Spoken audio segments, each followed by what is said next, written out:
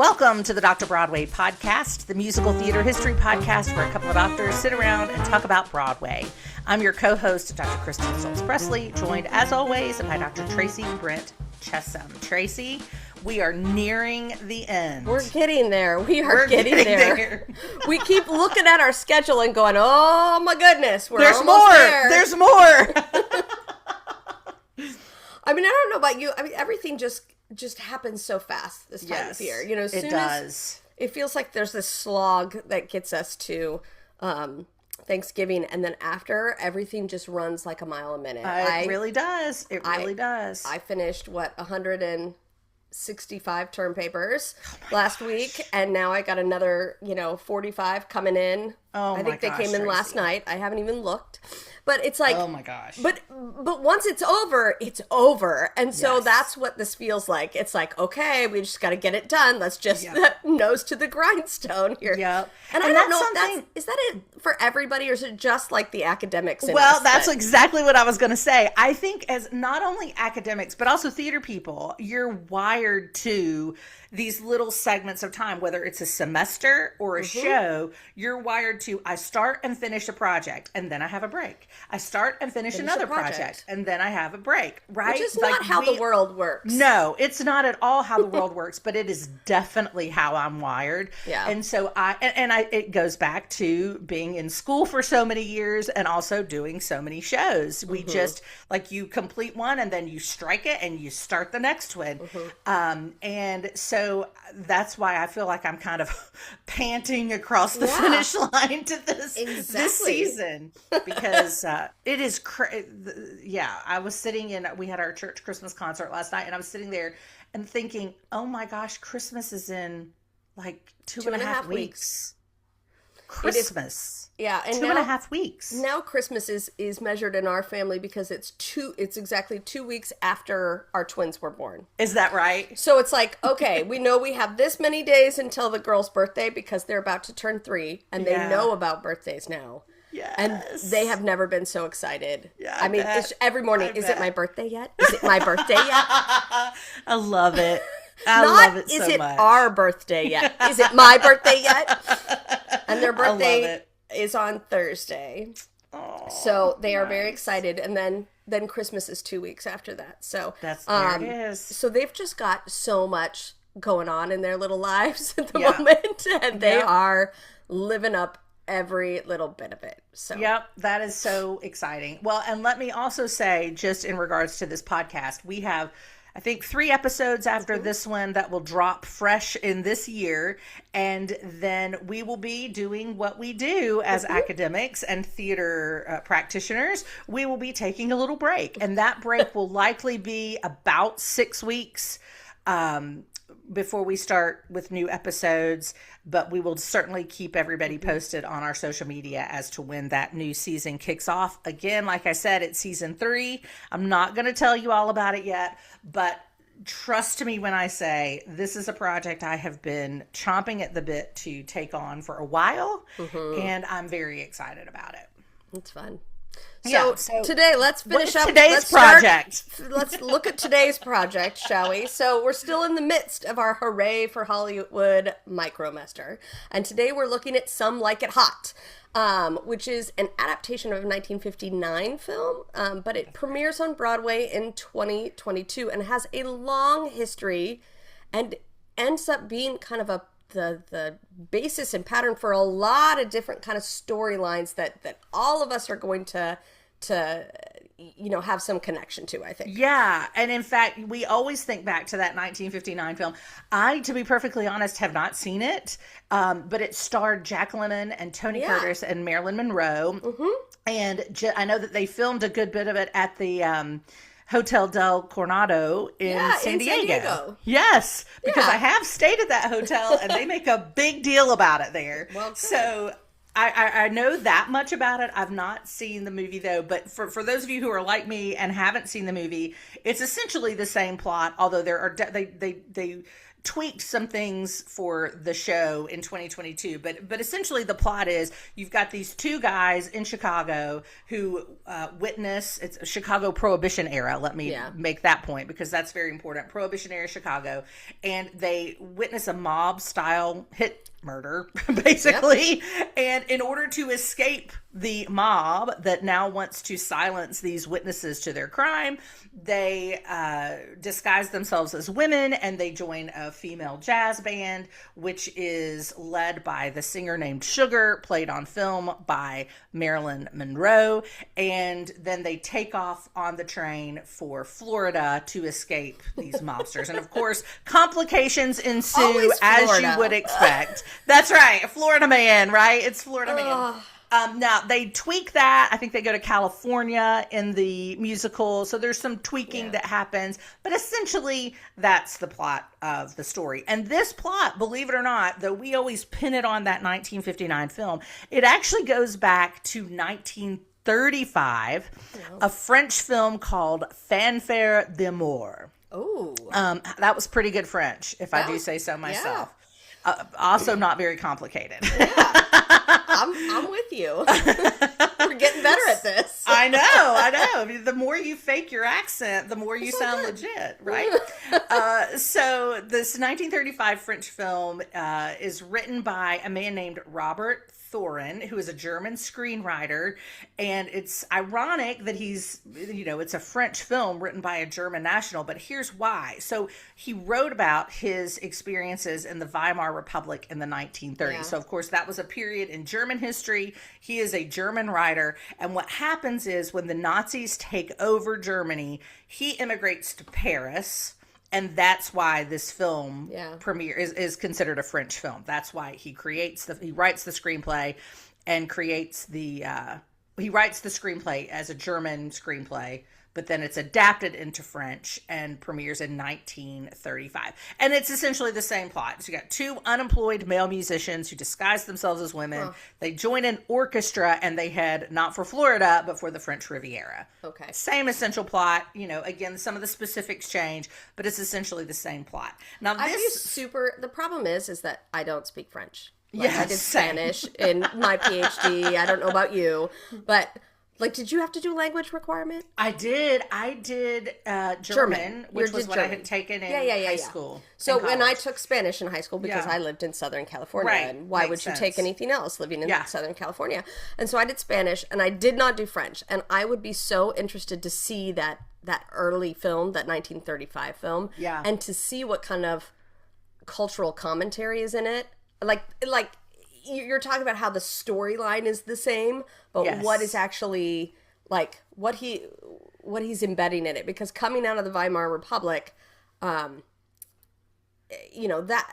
period of time comes for the Germans on the heels of kind of German romanticism in theater, is where you get Wagner and his total work of art. And part of the total work of art is not only that music, theater, dance, visual art all works together to bring you into that story, but also is talking about those social problems around it. So I'd be really interested to see kind of what is embedded in there. Yeah. Because what's interesting about this piece is that it's had so many iterations. I know. And each one takes a different kind of tack on it, doesn't it? Yeah. It looks at it from a different perspective each and every time. And I think that's kind of what makes it fun to talk about. So yeah, that's a great point. And it shows how as time goes by, we may tell the same stories, but based on whatever the zeitgeist is at the moment, we're going to hone in on something completely different. And they end up meaning completely different things. Yeah, absolutely. And being received completely different ways. Though this film was received very, very well, it's later adapted into a 1951 German film, again, back to the original German. It's updated somewhat. They again, they play with the timing. They set it in contemporary Germany as opposed to 1930s France. So they play with the timing and the setting a little bit, and they produce a 1951 film called Fanfaren der Liebe. And it's so popular. This film is so popular that it spawns a 1953 sequel called Fanfaren der Ehe, that's Fanfare of Love and then Fanfare of Marriage. So you get to see the same characters, kind of what comes next in Fanfare of Marriage. And like I said, they update the setting. They make it a contemporary story set in the 50s as opposed to the 30s.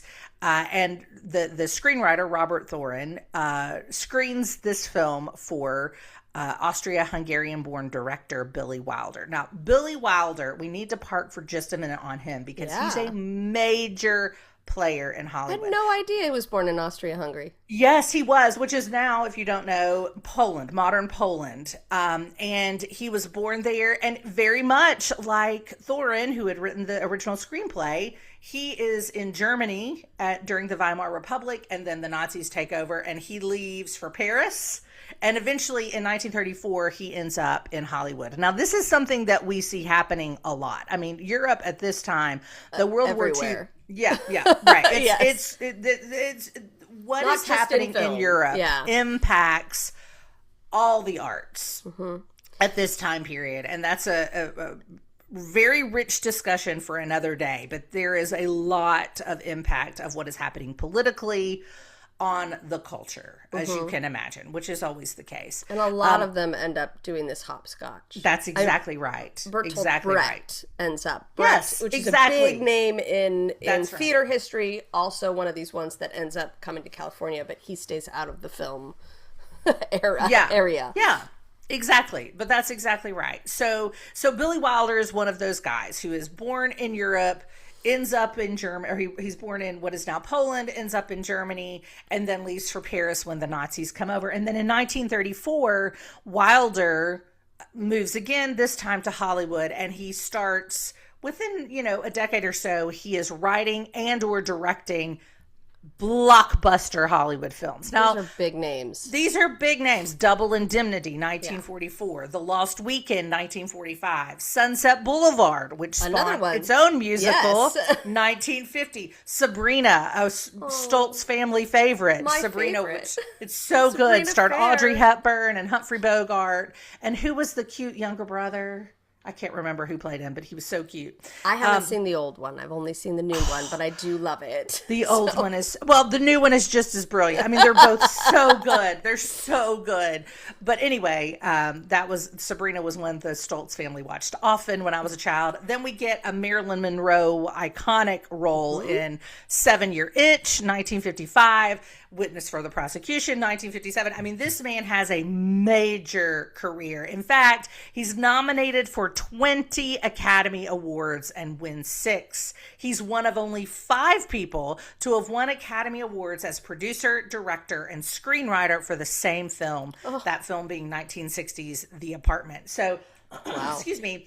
This Billy Wilder is enormously important, and, that cannot be overstated. So, not surprisingly, Thoren screens this 1951 film for Billy Wilder. Now, whether or not those two had grown up together or had some kind of connection, I don't know. It would make sense that they did. They kind of came out of the same environment, but I don't know that. It'd be like, I homeschool my children. I don't know every homeschooler in the state of North Carolina, right? So maybe you don't believe it or not, but so I understand that me saying, well, they're both, they were both in German. Paris in 1931. I'm sure they were friends. I know. I understand that, but it does make sense that they would have probably had some sort of connection. But even if they didn't, when the film comes out, Thoren screens it for Billy Wilder in the early 1950s. And Wilder calls it a very low budget, very third class German picture. So I don't think these two are friends. Maybe not. But Wilder does think, but it's not a bad story. Yep. He, for whatever reason, he doesn't love the film, but he does think that the story is worth revisiting. And so that's exactly what he does in 1959. He tells the story that I described on film. It is a massive hit. To this day, it's considered, and I'm not joking, one of the greatest films of all time. And that can be proven by the fact that not only did did it get 6 Oscar nominations, but also that the Library of Congress, which we've discussed before on this podcast, selected it as one of the first 25 films for preservation in the U.S. National Film Registry. Oh, wow. And then more recently, in 2017, the BBC Culture 100 named it as the best comedy movie ever. Huh. So this film... So even the Brits like it. Even the Brits liked it. Can you believe it? We finally agreed on something. So yes. So it's a huge hit. And it's surprising that I haven't seen it. My parents showed us all kinds of old films. So if they showed us this one, I don't remember it. But it's a big hit and remains kind of an American film icon. Yeah. You know, not only did it star Marilyn Monroe as the band singer Sugar, but it also starred Jack Lemmon and Tony Curtis. Jack Lemmon played the role of Jerry. Tony Curtis played the role of Joe. So those were the 2 musicians who joined the female jazz band. Now, this hit in 1959 spawns a musical adaptation. So for those who may have been under the assumption that musicals adapted from film as opposed to films adapted from musicals is a new phenomenon, I have shocking news to tell you. That is not the case. This is not the first of them either. It's just another of them. But Sugar, I'm sorry, the film, 1959 film, is adapted into a musical that premieres on Broadway in April of 1972. Now, let me tell you a little bit about this musical. It's not called Some Like It Hot. It's called Sugar. And there's a reason for that, which is... Sorry. I know the answer to this, which is why I laugh. It's so... him. Okay. It is so him. And when we say him, we are talking about our good friend who has been mentioned many times on this podcast, our good friend, producer, David Merrick. David Merrick, who had produced Hello, Dolly, and would later produce 42nd Street. If you're a longtime listener to the Dr. Broadway podcast, go back you and know listen what to I'm that talking about. Oh my. Yes, you know what I'm talking about. But David Merrick thought, you know what? I'm going to buy the rights to the film, but for whatever reason, he did not buy the rights to the title. So he could not. That is cheap. That is David Merrick for you. So he titles his show Sugar. Seriously though, what? I know. You could have had the name recognition, friend. Whatever. I know. This man's brain doesn't make sense to me. It does but not whatever. make any sense. It does not make any sense.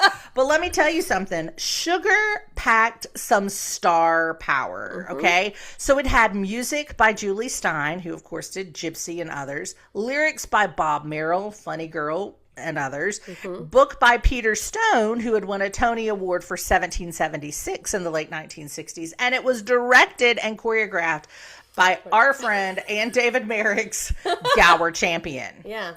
So Gower Champion, Hello, Dolly, later 42nd Street, again with David Merrick. I mean, one of the great director choreographers. Yeah, he's in the Showboat film adaptation. Yes, that's right. But he is one of those guys, if you think along the lines of Jerome Robbins, Bob Fosse, Gower Champion, Michael Bennett, he's one of those guys. In fact, Michael Bennett, who of course was the creator of A Chorus Line, which I believe we have an episode on, so go back and listen to that if you want to know more there. I don't think we do. Do we not? Have we not done A Chorus Line? That one. See, I have a book chapter about it. This is where I'm getting wires crossed. I'm getting wires crossed. Read my book if you want to know more about Michael Bennett. But Michael Bennett wanted to, that was what he wanted to do with A Chorus Line, was he wanted to be a great director choreographer. He wanted to create his own iconic style where you say Jerome Robbins or you say Bob Fosse or you say Gower Champion and you automatically have a mental image of what that show is going to look like.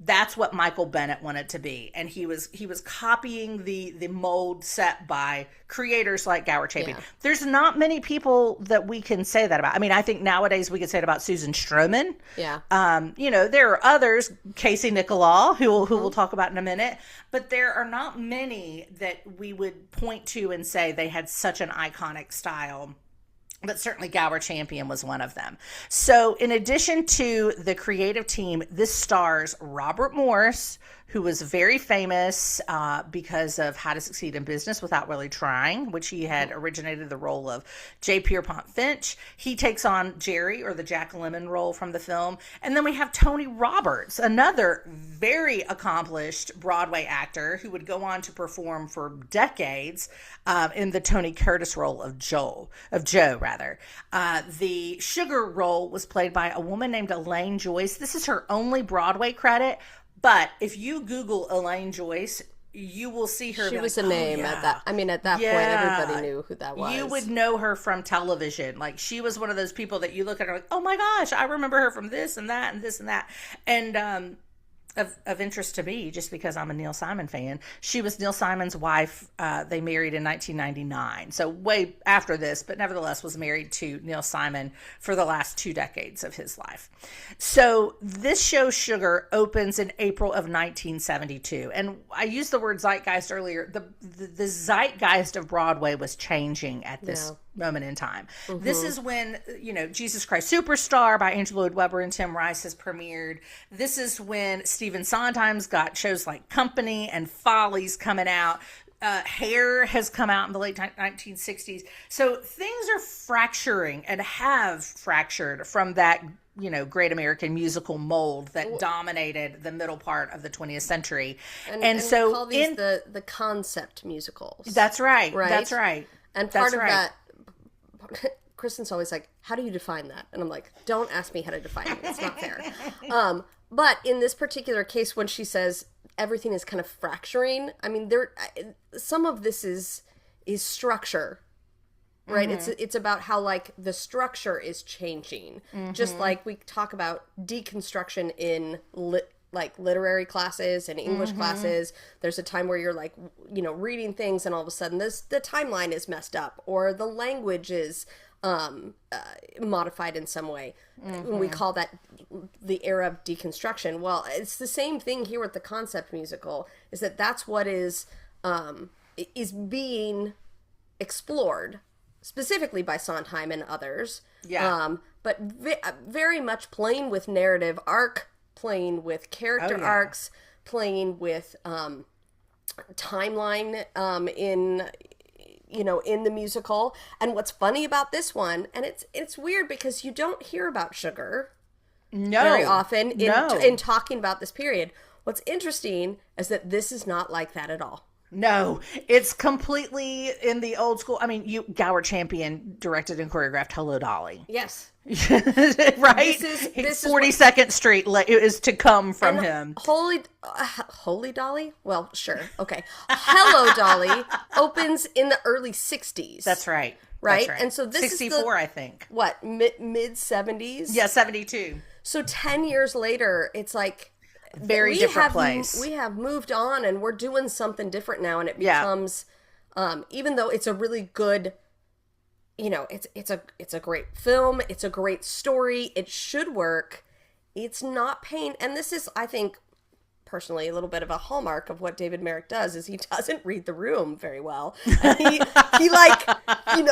goes barreling into things saying, no, we're going to go with, what we've done in the past. Yeah. And, that works for a while, but does it have the longevity of it? And that's your question right there. Yeah. And we get a little bit later, we get the nostalgia push, but it's not, he's too early for that, right? With this one, it's too early for that to really play. So he has this very old school, big band style show.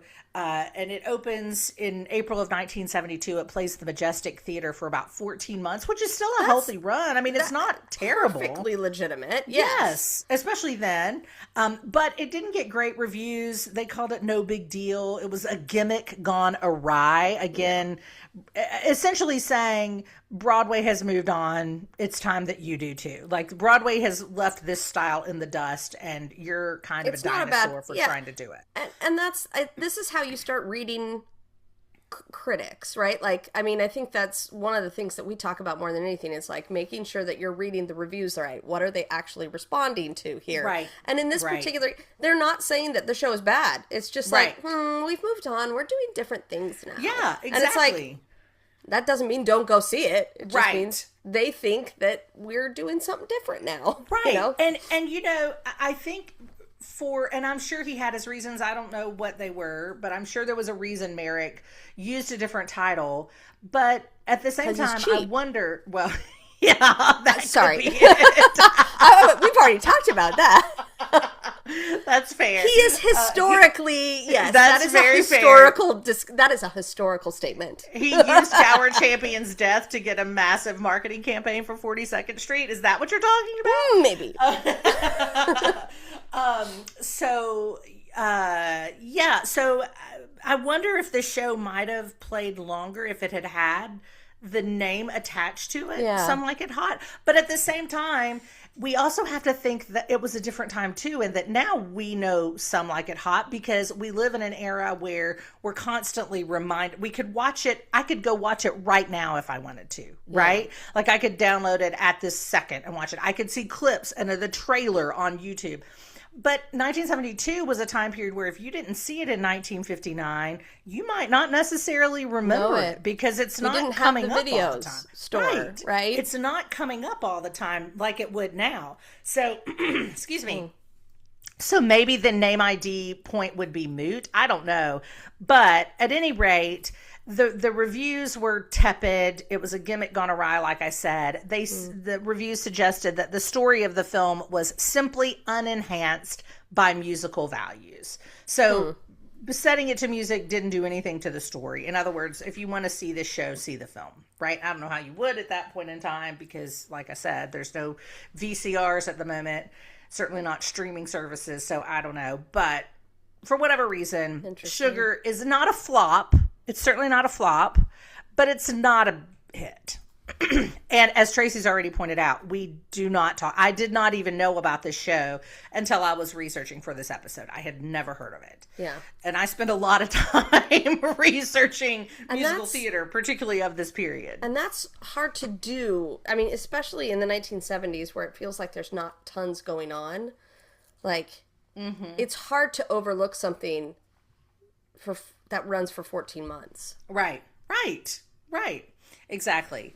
And, you know, interestingly, the Chicago, original production of Chicago premieres just a few years after this, 1975, runs for 2 years, again, very healthy, but doesn't come up a lot, right? There are people on this planet who probably assume that the 1996 revival is the original production of that show because 1975 was eclipsed by most notably a chorus line, but also a lot of other things happening on Broadway at the time.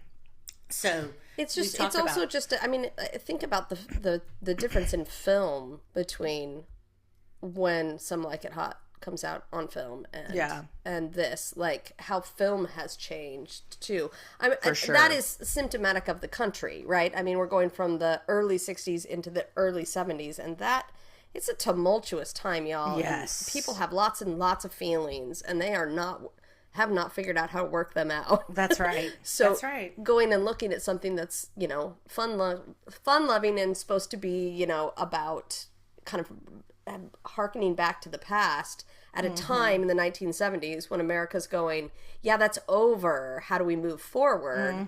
Probably doesn't help, you know, it doesn't help it.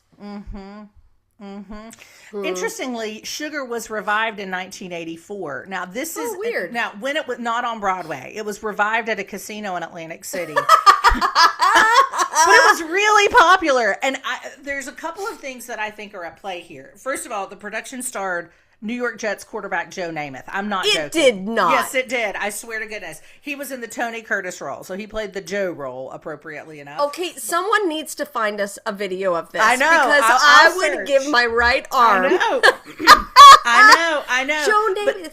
Joe Namath. No way. Joe Namath. Yes, that Joe Namath. So there's some gimmick casting, of course.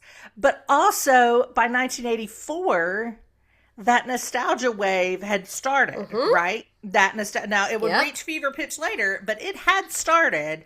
We had just elected a president that, was a 1950s film that's star. Right. That's exactly right. Yeah. That's exactly right. Exactly. But interestingly, this 1984 revival of Sugar that plays in Atlantic City Casino and stars Joe Namath is trimmed to a 1 hour, 40-minute, quote unquote, tabloid show, meaning it's presented intermissionless, which is Tracey and I, one of our favorite things.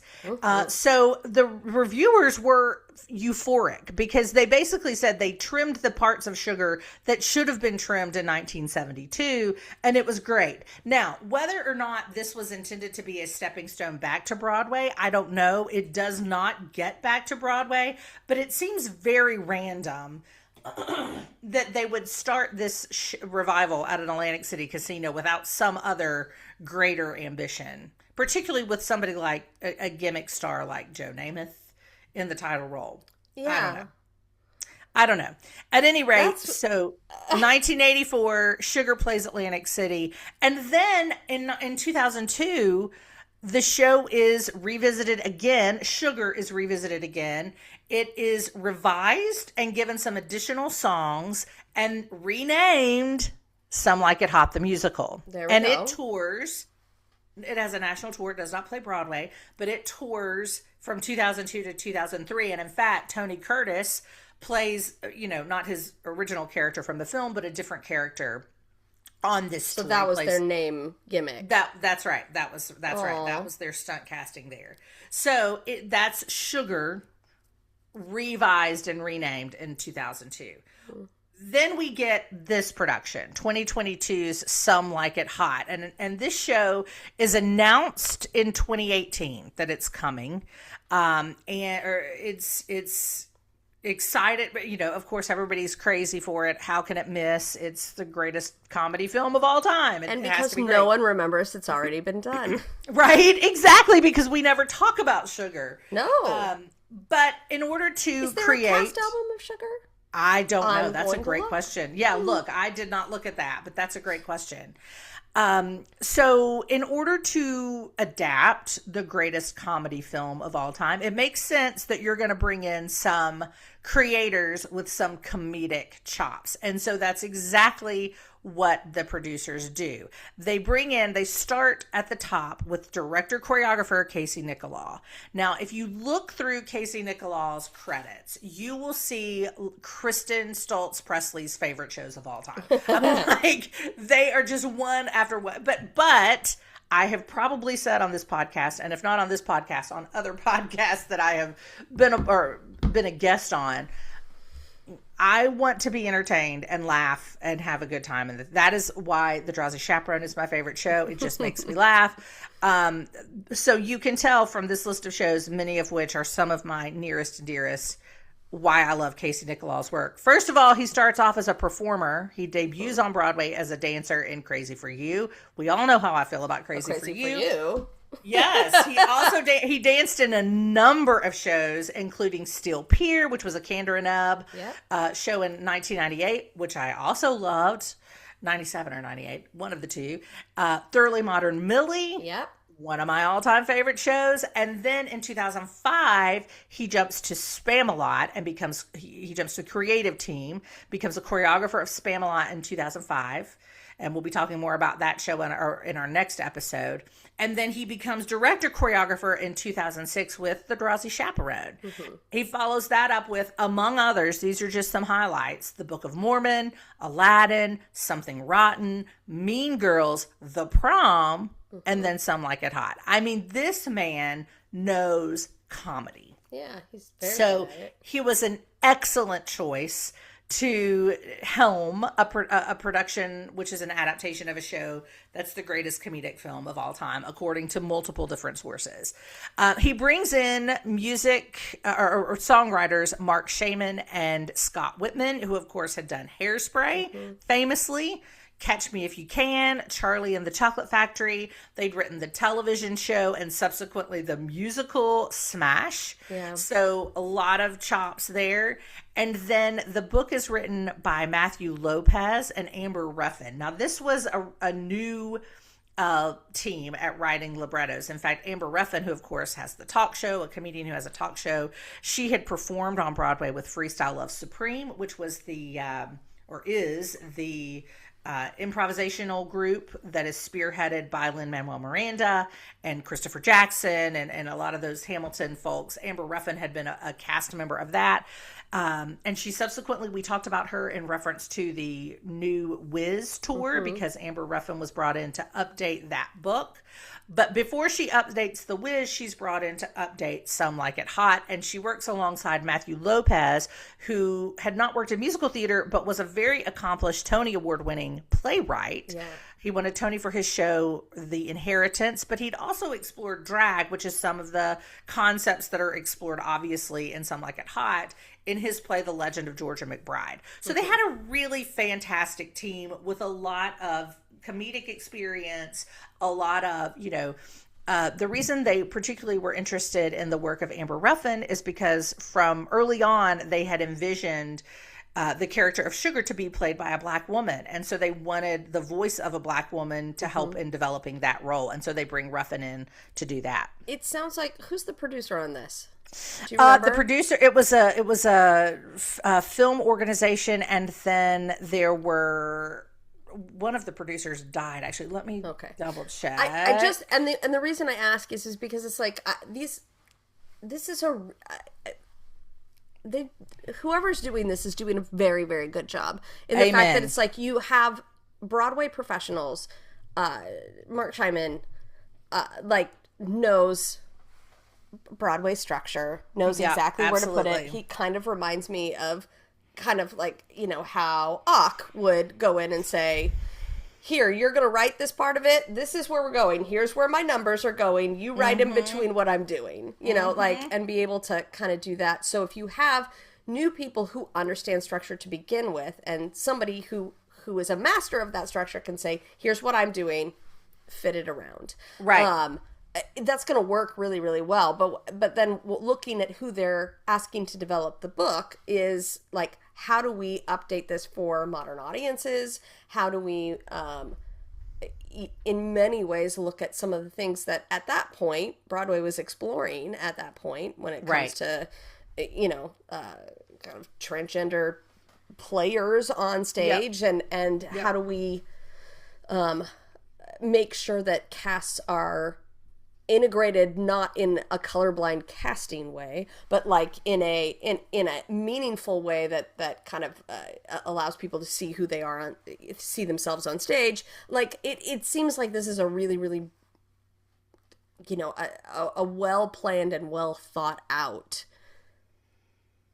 group of creators. It's like, let's put them all in the same room, and we're going to come up with something magical. But what I'd like to know is just how much it's like.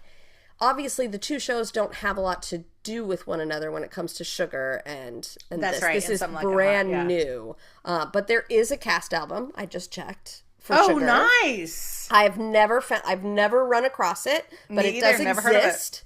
Would love to. Now I need to go back and listen to them side by side because ooh, was anybody listening to this? Is there an homage to Sugar? That's Who knows? a great idea. Yep, but it looks so very, very different. Yes. So let's see here. The producer you asked about, it was a combined effort between the Schubert organization and Neil Marin, and then there was his co-producer. Let me find his name because he died in the process, but he started. I can't find his name. At any rate, he had a co-producer that he worked with frequently, and he passed away during the development. Craig Zadan, Z-A-D-A-N. Okay. They had produced Promises with Sean Hayes and Kristen Chenoweth in 2010. Yeah. Yeah, and How to Succeed in Business, the revival in 2011 with, what's his name, Daniel Radcliffe. Yeah. So their shtick is taking, like, the stuff from the 70s, Yeah. basically, and being able to update them for modern audiences. Yeah. So that's the producer, and then of course they bring in a whole slate of them, as is now the way that it works, including There's 5 million different. yes, including Kenny Leon, who we have talked Mm-hmm. about, had been the artistic director of the Alliance Theater in Atlanta, and then has directed a lot on Broadway, and is now, I believe, the artistic director of the Roundabout, or if not, he has been in the recent past. But also, interestingly, on the list of producers is Mariah Carey. Oh, look at that. How about that? It's a good time of year to talk about Mariah Carey. And how many millions she makes in 1 month alone. You know what? Okay, so let's go on a bunny trail. Let's make this our very, very second Delaney Benson issue. Can we talk about Mariah Carey and Christmas for just a minute? Let's talk. Okay. Yes, of course we can. And we'll come back. At some point. Album came out like when I was in high school. Mm-hmm. It is still like a good thing. I still don't understand how it has had this transcendence. It is. But that Christmas album that she put out when I was in high school. Yeah. I don't know how. Oh gosh, how old am I? More than almost 30 years ago. Yeah. It came out 30 years ago, and it's still. That is magic, y'all. That is magic. Sorry, that is my bunny trail for today. Well, let me jump on that bunny trail. I will tell you. So Mariah Carey hits with like "Vision of Love" when I was in 7th or 8th grade, and then Hero and all those unbelievable songs that she had. Well, I had forgotten. Time had erased those from my memory. Fun fact, though, my very first CD that I ever owned was a gift from these people that I babysat for, and it was Mariah Carey's Music Box. I think it was Music Box. Music Box. That was my very first CD that I ever owned. They gave me CD. They knew that my mom was getting me a boom box for Christmas. There we go. And so they gave me CDs to listen to. You don't have any CDs for this. That's right. I'm going to need it. And Mariah Carey was one of them. But anyway, I had not listened to her regularly for a while. And right after I graduated from college, so 1999 or 2000, my parents' neighbors, they were living in Atlanta at the time. My parents' neighbors say, "Hey, listen, is Kristin in town? We've got these tickets to see Mariah Carey in downtown Atlanta, and we can't go. Would she want them?" And I'm like, I don't want to be rude and turn them down, but I'm also like, are you kidding? Why would I go see Mariah Carey? Okay. One of my best friends from college, Camille, goes with me. We go downtown Atlanta. We're ready to leave, after 3 songs. That's what we expect we're going to do anyway. Mm-hmm. I will kid you not. We were the last men standing in that arena because that show was so good. Hit after hit after hit after hit that you forget. Can sing along. Oh, every it's word. There in the recesses of your brain. Every word. And you don't remember how many massive freaking hits Mariah Carey had. And then just stopped. Yes. Just stopped. Did you know she has a second Christmas album? I did know that. And it's got a great song called Hey Santa. It's Santa gonna bring me something about. It's anyway, a great song. Look it up. I just laugh because I'm like, everything just kind of stops after there was Daydream. That was the big one of my high school years. Yes. And then Butterfly came after that, and then she like cried in the video, and we were all like, what? I don't know what's happening to this lady. She's having trouble.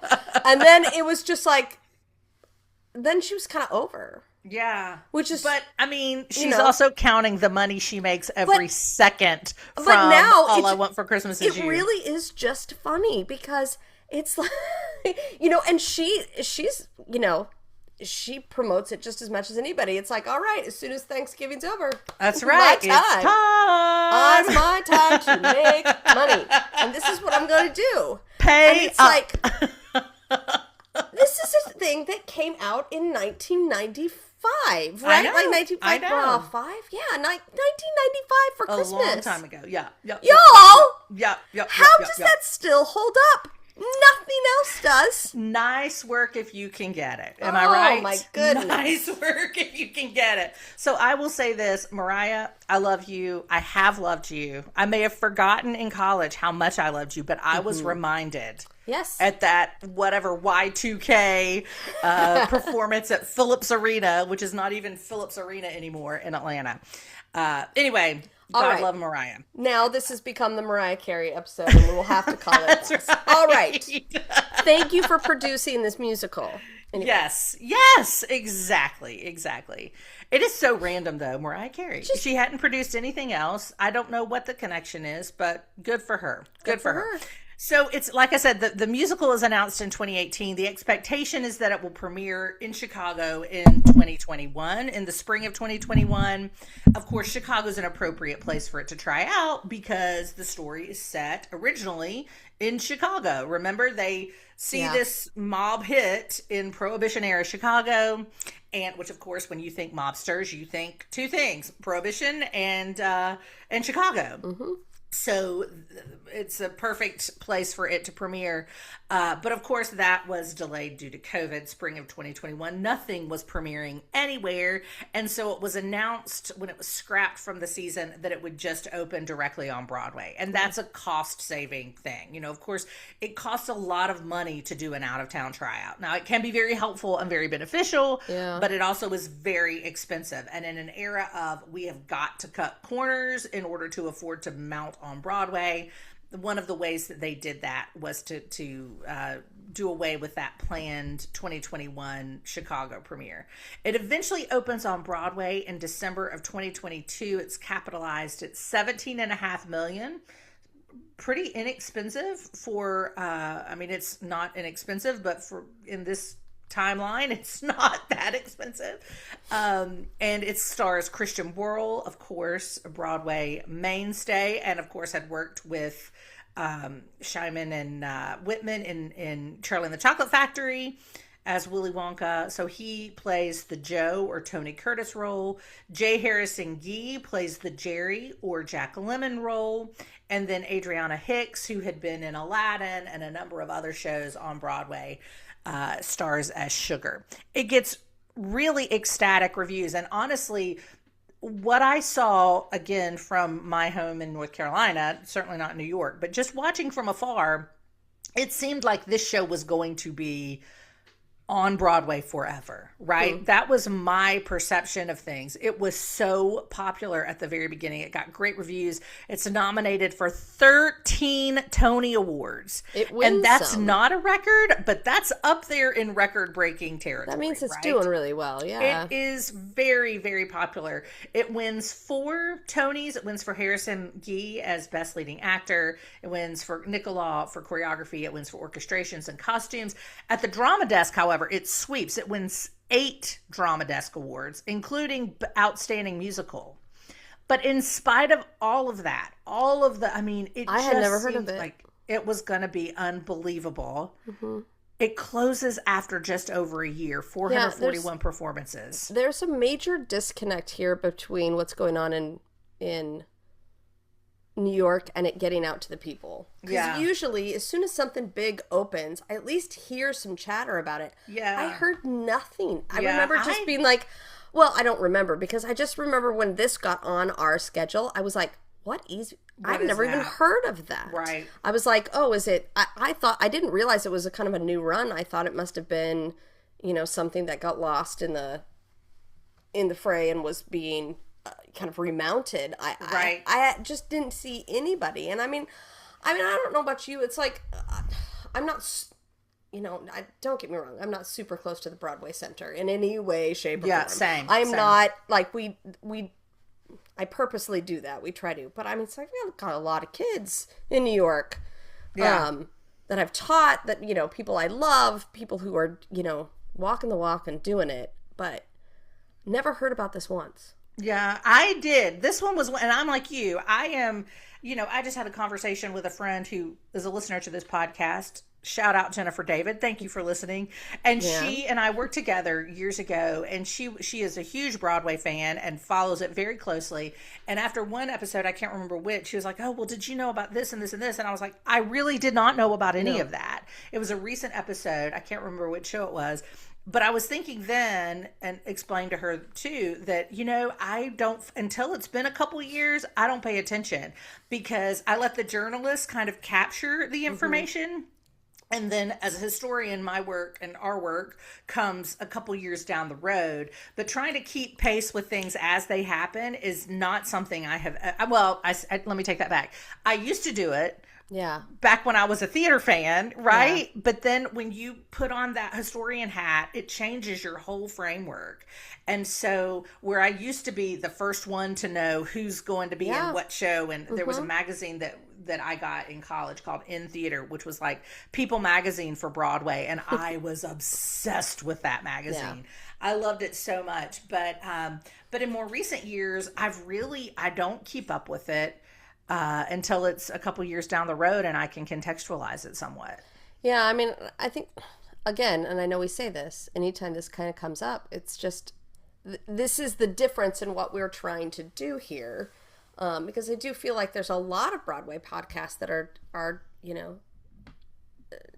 this is I'm using this word neutrally, but they traffic in the gossip, right? Mm-hmm, like they're telling all the and for some people, I think that's really that's what they're there for, and that's what's fun about it. For sure, absolutely. And our focus, even at the beginning, talking about kind of what we were trying to do here, has always just been more about making sure the average audience goer can come into it, right? And do this, that, and the other thing. Whereas, like, I have tons of friends who, will go in and to a show and be like, "Do you know this person got fired? And do you know this is what this happened? And then this happened backstage and everything." And those are super fun stories. Right, absolutely.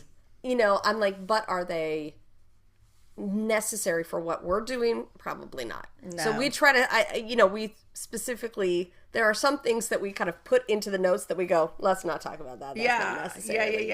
Yeah, exactly. So, it is very interesting that I couldn't tell you what's opening next season on Broadway. I couldn't tell you, we were talking earlier about Casey Nicholaw. Mm-hmm. I love his work, and I couldn't tell you what he's working on at the moment, right?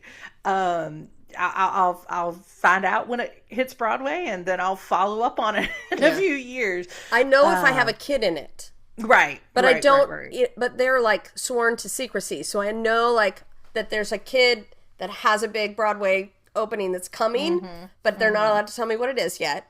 And then when it opens, or when they announce it, then I know almost, then it, explodes, with everybody being like, yay! Right. So. Yeah, that makes a lot of sense. So at any rate, this show, in spite of all of its accolades, in spite of really positive reviews, in spite of what I perceived as a very excited populace, a show-going populace around it, closes after just over a year.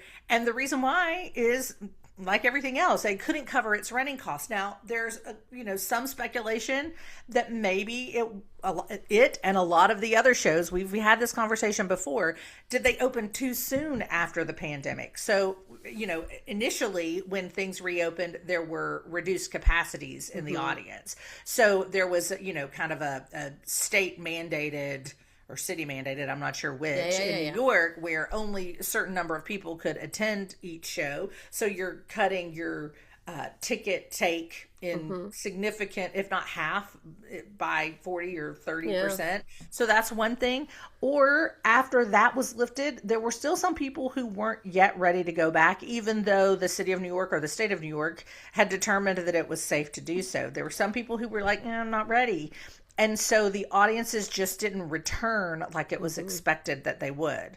Interestingly, they didn't return in New York. They certainly returned in droves on the road. Yeah, on the road. It was there's a lot of shows that have this Yeah, exactly. Kind of thing. And I think part of that we've said before is kind of the Hamilton take. Everybody got season tickets to get Hamilton before the pandemic, and then realized, hey, I kind of like this. Yeah, and continued to subscribe. That's and right. so they're, you know, I think that's part of it too.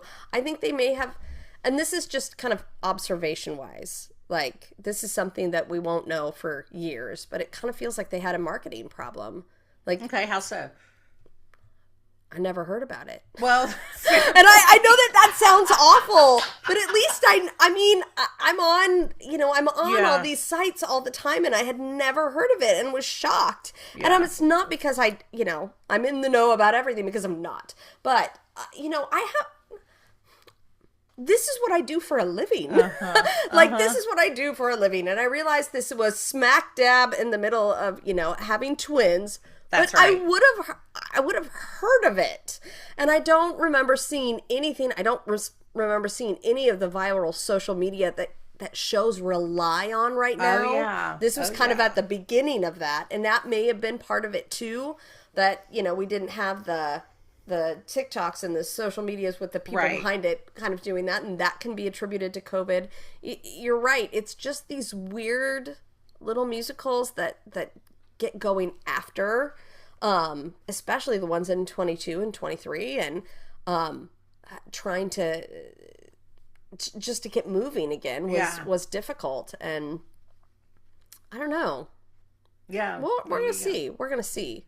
It did have a very, very interesting kind of moment before the Tony Awards, because they did really well with the Tony nominations. And just before the Tony nominations came back, the entire cast got sick. Like, the whole place. Right. And, you know, they didn't want to cancel a show because they were like, that's not going to go well for us. Like, we need to not be like, okay, we have to refund everyone. Yes. Because we can't put the show up because everyone is sick. They had something like 5 principals out. And then all of the covers were out. Like, they did. So they all got together, and Casey Nicklaw has to go on as one of the gangsters. Like, with his lines written on a newspaper. So he's like mugging a newspaper the whole time. I love it. And they tried to use that as a marketing thing. Like, you still, like, when you start Googling and stuff about this show, that's one of the first things that come up, because it's just so funny, because it doesn't happen very often. But when it does, it's like you start to appreciate, you know, all of the artistic associates who put this show together. They're like, all right, I'm jumping on stage. Here we go. Yeah. You know? The show must go on. Am I right? The show must go on. It's funny. So, you know, just as we conclude this conversation, there's a couple of things that we can say here. Or you know, as we mentioned, we don't tend to follow the latest, greatest news on Broadway, but the reason for that is because we sit back and we say, okay, let's look at it in a few years, and we'll see what else shakes out, and how, you know, how did the larger Broadway picture look at this moment in time. And you can't know that in real time. Yeah, you can't know that in real time. Because when it comes down to it, it doesn't really matter what's happening in the show, because they're not paying the money that will keep it going. Right. What matters is the audience response. And I think that's really, really important. So, yeah. So a couple of places that I would, you know, kind of overall things that I have to say about this show outside of its just historical development, which we've already gone through, is, you know, this fits into one of a handful, maybe more than a handful of shows that has multiple versions. Think about, you know, we had Phantom of the Opera. Yeah. And then, though it doesn't play Broadway, we have the show Phantom, which looks at a very similar source material. The same thing. Yeah, with music and lyrics by Mari Yeston. Arthur Coppett writes the libretto for that show. And though it doesn't play Broadway, it's plays a lot of places around the country, because people know the Phantom of the Opera now. It's in the public psyche. And so they're thinking, well, we'll use this version to tell this story, because we can't get the rights. And P.S., who could produce Phantom of the Opera, even if they could, right?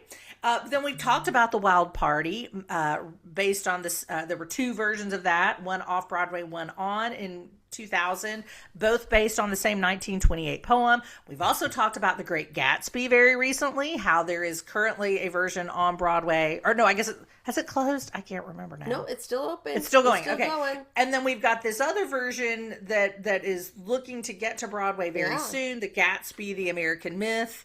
So and Tracey, you added to that list some others that look at this very similar type of story. I just was like, what I'm like, looking at it, I'm like, this kind of sounds like Sister Act. Yes, it does. It really does. I mean, that's different kind of cross-dressing there. But yes, it sounds like Sister Act there. That's it sounds a little like The Birdcage. It sounds a little like the tropes in it. Yeah. I mean, they are historical tropes. They're tropes from the 40s and 50s that we're carrying forward and we use over and over and over again.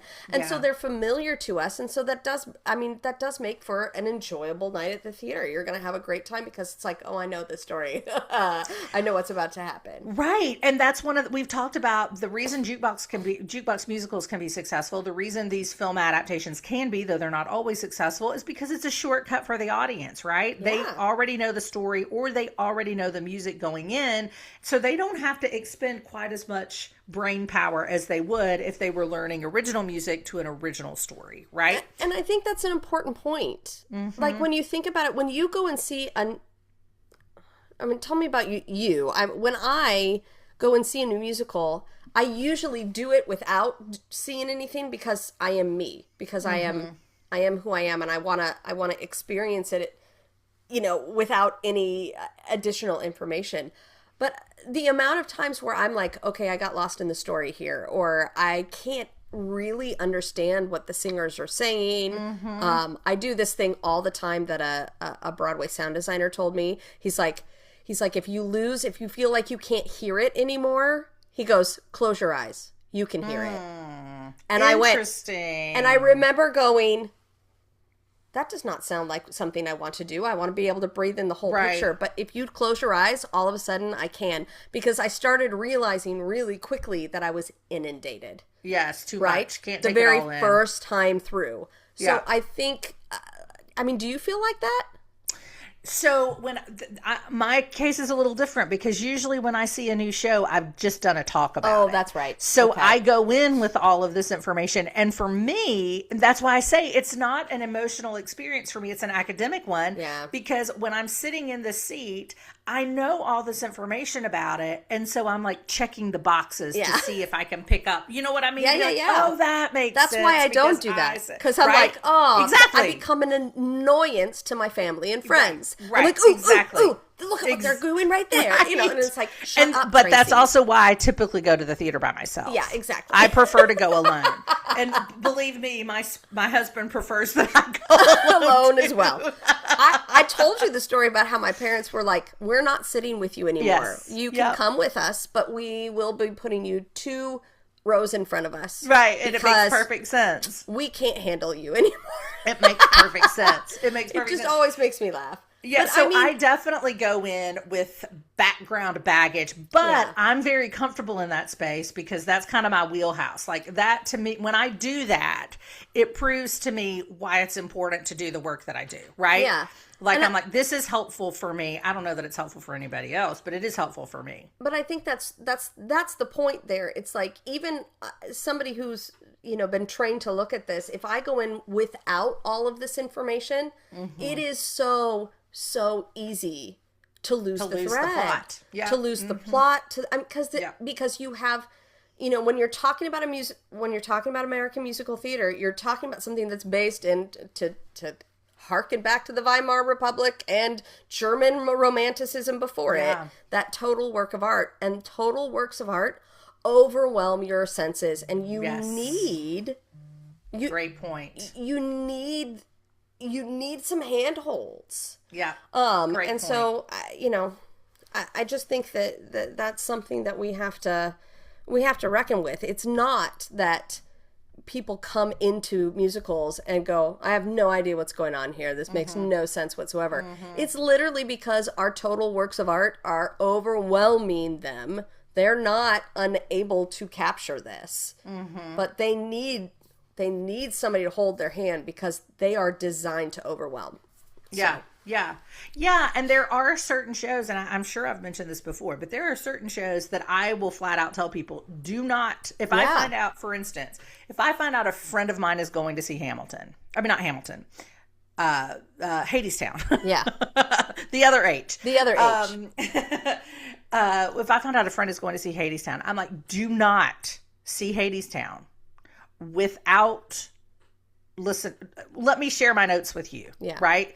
Listen to this episode. Let me tell you about the background, because otherwise you're going to be completely lost, because you're not going to know that this is based in Greek mythology. You're not going to know what is happening because it doesn't look like Greek mythology and it doesn't sound like Greek mythology. And that's the brilliance of that show. But it's very helpful to know what you're looking at going in, or else you're like, wait a minute. If you don't go in understanding Orpheus myth, if you don't go in saying, Aeneas Mitchell grew up wanting to change the world with music, it doesn't make sense in the same way that it does if you go in knowing things. Yeah. Hamilton's another one where you can follow the plot because it's familiar enough to our American sensibilities. We've done it enough in U.S. history class that we can at least, the Battle of Yorktown. I've heard of that. I got that one. You're right. But you at least need to listen to the recording to familiarize yourself with the sound, so that you're not stuck trying to keep up with the lyrics. Yeah. Because that's what can happen with Hamilton. It comes at you so fast that if you don't go in knowing what's about to hit you, then you can lose the plot real fast. Even though it's not the plot you're losing, but you're so engrossed in keeping up with the music. And your poor little brain just kind of goes, okay, I can't, I'm tired. And that's right. That's a good part of art. Like, that's what art is meant to do. It's meant to make you think. It's meant to make you do all of this kind of stuff. It's supposed to be stretching. This is a good thing. But I think a lot of people leave when they hit that moment feeling like, I just don't understand this. And it doesn't make sense. No, you do. Your brain is telling you that. Give me a minute. Let me process for a minute. Yeah. But we took my wife's parents to see Hamilton, and for the month beforehand, my mother-in-law literally read all of the lyrics. Good for her. Ahead of time, just in little packages and everything, because and all of Lin-Manuel's notes in that that book that was the Hamilton Treasury or whatever it was. Yes, love that book. Yep. And so she knew what the words were. She knew that he was trying to she goes, he's trying to he's giving an homage to somebody named Biggie. And I love it. Yes. But I mean, it's okay, so it's I know that I'm not gonna pick that up because I've never heard of him, but right, why would she? She's a constitutional lawyer. This is not something that so it just always just makes me laugh, because she just did go through it and be I don't know who any of these artists are, but I know what that there's thought and there's that there's a lot going on here, and I will be able to appreciate it even if I couldn't pick it out. Because, why? Yeah, I mean, I'm trying to think. By the time I saw Hamilton, I knew it backwards and forwards. Yeah. The cast recording. So in my mind, I'm singing along with every single word. And I think a lot of people go into Hamilton that very same way. They've listened to it so much that they know it backwards and forwards. And I think that is so helpful with that show. Just to be, because otherwise you were inundated with this brilliant, hip-hop driven lyric. It allows you to experience, and now the lyrics. That's right. I don't have to process. I don't have to. I've done that's it. Already done. So now I don't have to focus on 4 art forms all coming at me at once. I've only got to do 3. That's right. And my brain can handle that. Our brains are not meant to be able to bring in the total work of art. We're just really not, and that's okay. Yeah, absolutely. Doesn't mean that we stop going for that, because that's great, but we also just need to give people the handhold. So no question, and that's what this podcast is all about. That's what the work I've done for the past almost 15 years is all about, is giving those handholds for the people who want to. Maybe people do want to go in fresh, but for those who do like to go in with a little bit of background, that's why we're here. So keep listening. If we haven't gotten to your favorite show yet, we will. Or tell us that you want us to do it. That's right. We're open to that. So this is one of those shows that is a show with multiple versions, which is a conversation we've had before, and I'm sure we'll have it again. But then this is also, again, looking at contextually, this one fits into a kind of series of Broadway shows. This was not an intentional thing, like they were attempting to, guys, let's all talk about this in our shows. It just so happens that there were a number of shows that came out around the same time that were dealing with gender bending, right? Where we have Tootsie in 2019, which is an adaptation of the Dustin Hoffman film, but it's very different and absolutely hilarious. If you haven't seen it, I highly recommend it. And then we have Mrs. Doubtfire in 2021. We all know that film. I've not seen this show, so I can't speak to that. But nevertheless, it hasn't come around yet. That's right. It's coming though. It will be touring this coming. I mean, it has hit the road, so we'll get it at some point. But that's another one of those shows that, you know, deals, obviously, as we know, a divorced man wants to be around his children, so he dresses like their British nanny in order to be around his children, and he thinks win his wife back. So this is just another of those shows. So it's interesting that there are two examples of ways that as historians we may not comment in the immediacy of a show premiering, but we can even step back just a couple of years. I mean, we're just 6 years removed from Tootsie premiering, and 4 years removed from Mrs. Doubtfire, and 3 years removed from this show premiering.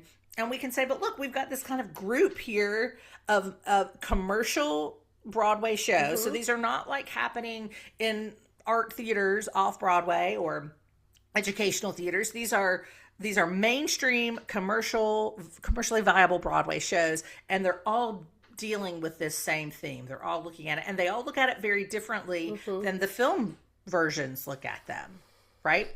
Yeah. So that's another way that we can another place we can categorize this one. Yeah.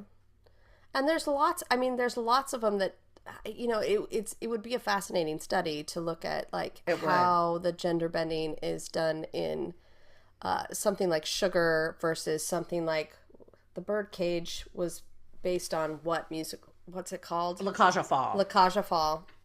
And then some of these that have been coming out, you know, Kinky Boots and things.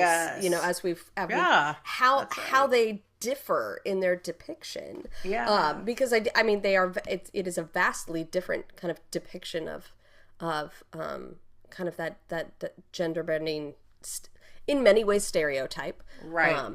And you know, it's going to be something, you're hearing us being very careful, and we're being very careful because historically, like, this is just, again, it's too close. And we're looking at it and going, how, you know, I feel like it's very, very different. I could probably say out loud how I think it's different, but I want to wait to see how, you know, how our current zeitgeist kind of pans out before I go on record with that kind of thing. So you're just kind of careful. But the more and more I do this, the more I'm like, ooh, tuck that away for a paper. Tuck this away. I know. I'm constantly going, oh, I'm coming back to that. I'm coming back to that. But, you know, we need to get through some things first. Yes. Yeah. And that would be interesting to not only look at how they're portrayed, but also how they're received. Yes. Because, you know, what would be received as a comedic trope in the 1959 film would play very differently now, right? Yes. And so it does. I mean, but look at La Cage aux Folles, like, that wins so much in the 80s, right? 1984. It beats out because remember it beets out Sunday in the Park with George. Yes, it does. Yeah, you're for best musical. And it becomes like one of those great Tony moments. That's right. They're like looking at Sondheim. The Great American Musical, or the simple, singable show tune is alive and well. And he's like, oops, I guess I don't do that. That's right. I mean, thank you, Jerry Herman, for your input. Yeah. But I mean,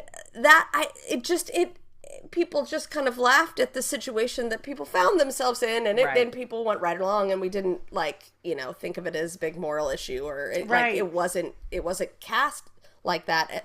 Like, and then you go to now, and all of a sudden there's large discussions around a lot of politics around it now. Yeah, and so that's Very another reason different. why it's like, okay, let's step back a little and notice what's going on. Yep. Because Some Like It Hot has been around for how many years? And it's the same well, story, 90 Yeah. since the original French film, 1935. We're at 90 years. But even if you just look at the standard American audiences, they loved it. Nobody had any problem with it in the 50s, so now Why is you're it kind of going, controversy?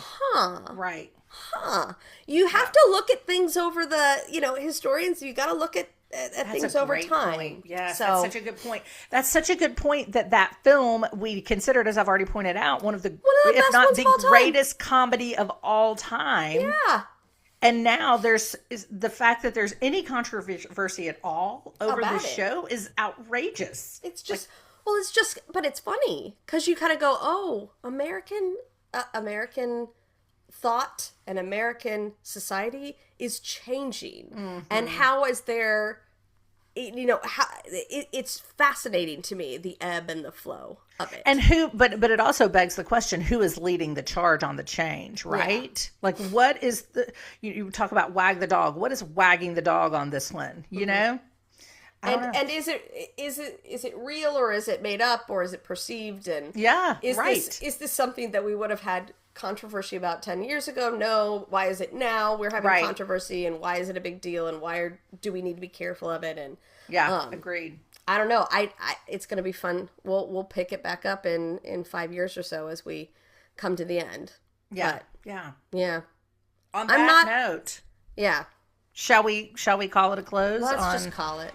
Let's call it a close. All righty. In that case, that'll do it for this episode of the Dr. Broadway podcast. Tune in next time when we'll be talking about Spam-A-Lot, the musical, of course, that's based on the hilarious work of Monty Python. Until then, connect with us via email at hello@drbroadway.com or on Instagram, YouTube, or TikTok at Dr. Bway Podcast.